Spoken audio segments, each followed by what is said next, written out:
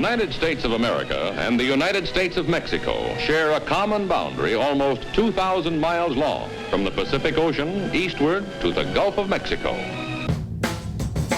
Once you leave San Antonio, there's a long stretch of desert, and there really is nothing, and then all of a sudden, this whole borderline comes to life. It's like the flashpoint here for the creation of Mexican-American culture. Growing up in Bronzeville, you are on the border. There is no buffer zone. It's kind of like we're like in this little bubble. It was electrifying, and there was always a scene going on.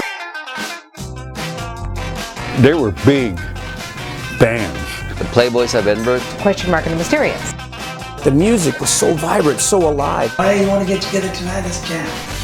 All the kids initially got into rock and roll. We went out to play and people just stood there and looked at us like, what are these guys doing?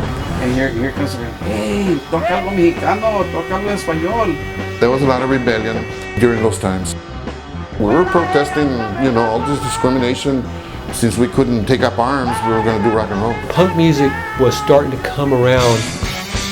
It was really tough for an all-original band to get booked. We didn't even have a network or a place to get started. We just had to create it. We all just got together and said, let's do this. And then all of a sudden, poof, you just saw all these bands.